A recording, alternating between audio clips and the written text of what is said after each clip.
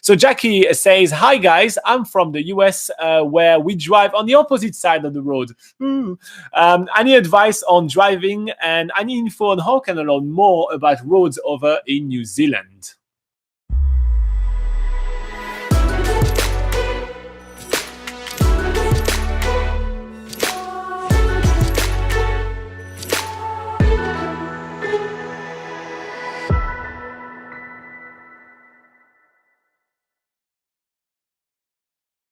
So yes, we are driving on the left side of the road in New Zealand, but no, it's not that scary. So Laura actually is from the UK, so she comes from a country where they drive on the left or wrong side of the road, and I am from France where we drive on the right or right side of the road, and I had to change to the wrong side, which is left. Confused yet? Anyway. So I had to actually make the switch, right? And no, I had to make the switch left, sorry. Whew, I'm getting completely burned out today. And to be quite honest, it is not that big of a deal. It is scary for the first few minutes. Yeah. It takes a little bit used to it, so you're going to be like really more focused. You're going to do the eyes, be like, oh, you know, really need to remember what I'm doing.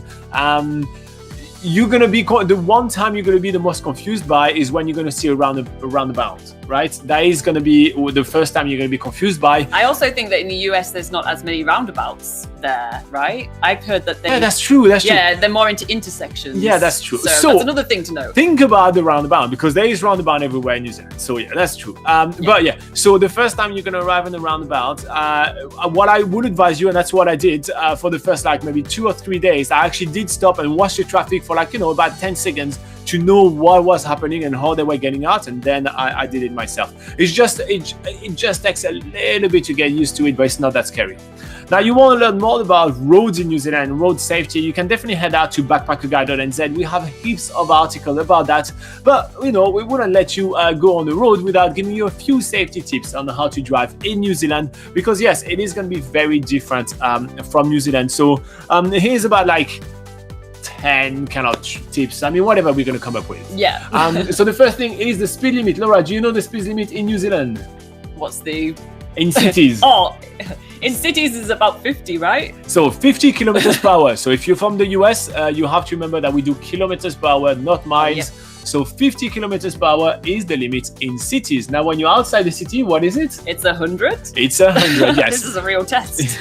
Now, if you do see some signs which are the same, you know, which are similar to what you have in the US, there is a big red ring around, and in the middle, it's white with black number. This is your road speed sign. So anything different that is said on the side, well, you have to respect it. If they decide to, it's going to be 70 or something like that, you have to respect that. Now, the other thing that you're going to be finding very different than driving in the US, I mean, my experience in driving in the US was around Arizona, so it's very empty and long straight road. So you'll find that overtaking is much more of a challenge here in New Zealand than you will have. So what we usually do is that we literally just wait to have 2 lanes to be able to actually fully overtake. Now, they put that about every, like, let's say between 10 and 30 kilometers. Yeah. Every 10, 30 kilometers, they will put a passing lane where the slow car is going to go on one side, and then you'll be able to overtake. Because in New Zealand, well, yeah, there is the dotted line, meaning that you can overtake very, very often, but there's so many twists and turns, you have very little visibility, and I think that it would be foolish not being so confident driving on the other side of the road and trying to overtake. I think that would be a bit scary. So I would actually avoid doing that, and I would just wait for the passing lane. Honestly, you're not really on a rush. You're on a holiday. You're traveling around, and you're not saving that much time anyway. Yeah. The next thing is phone and driving.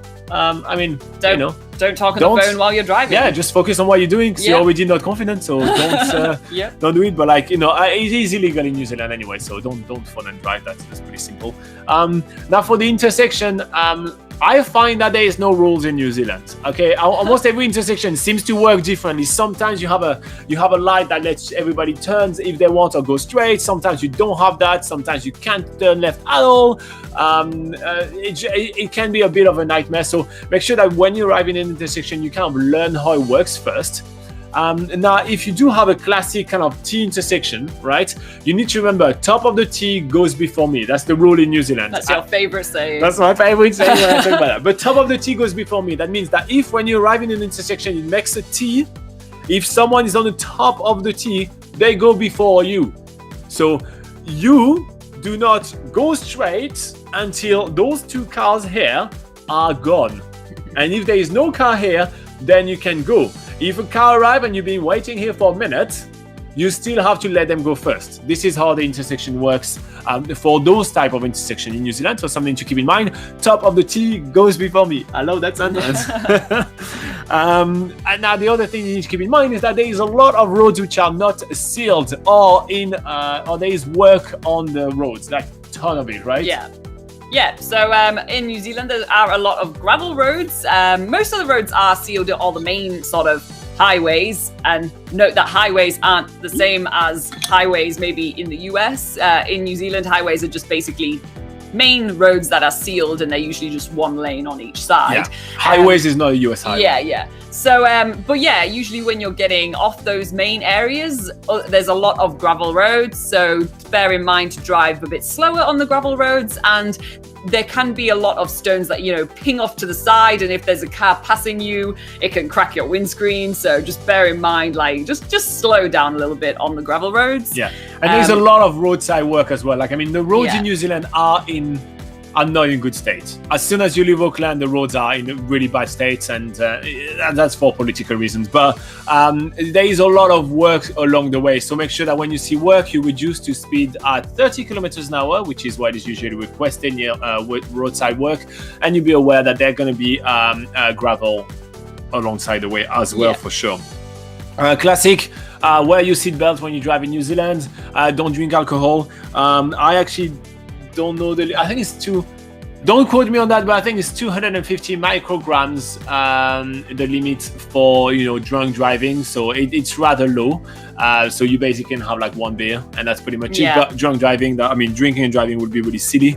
The other thing is animals on the roads. I mean, if you have watched any of our videos, you see us driving, you see us surrounded by sheep. It does happen. Sheep, cows, horses, anything could be out there. So slow down when you do see sheep on the road.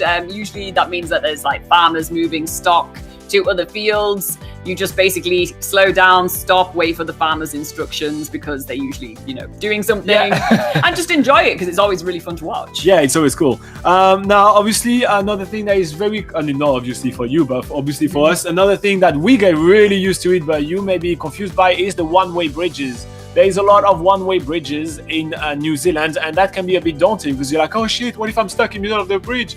Well, if you're on the bridge, you finish what you're doing, right? That makes sense. But beforehand, there is a sign with a red arrow and a black arrow. If the black arrow goes in your driving direction, that means that you have priority. So if there is two cars, you're the one that actually has the right to go first. If you have the red arrow going in your direction, you have to look if there is a car which is about to engage themselves in the bridge. If they are about to do that, well, then you have to give them priority. We're going to keep going with some tips, Jackie. I hope you're still around, and we did not bore you to death just yet, but we think it's pretty important to go through that.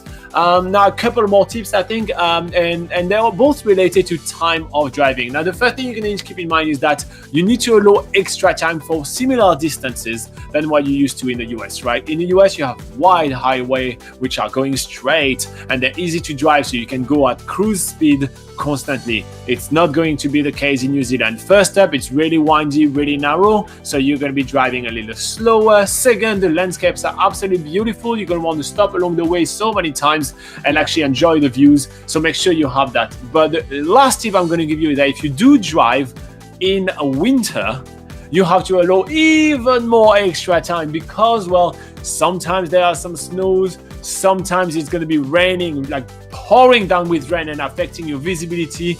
There may be some other accidents alongside the road, and there may be a little bit of ice on the road, making it much harder for you to stop, so you're going to want to reduce your speed. So usually the speed in New Zealand when it's going to be winter is going to be like around 70 kilometers an hour at most. So make sure to keep that in mind and to allow yourself extra time, just not to ruin your trip. So if you have a 2-hour drive, give yourself 3, so like that you're sweet.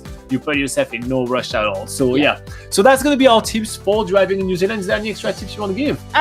Just a quick one about when you're driving and you're going maybe a little bit slower than some of the locals are going because they're used to the winding roads. If you end up driving for like maybe about 30 minutes and you've got a whole like line of cars behind you wanting to get past you and stuff, wait until it's actually super safe to pull over and just let all those cars pass. So it's a really common thing that happens in New Zealand, people driving a little bit slower than others, and there's not usually a lot of opportunity to pass on some of the winding roads. So when you start find a rest stop or just a really like easy, obvious place to pull in, then let the other people pass. And that's usually a way to, it's another tip for driving in New Zealand.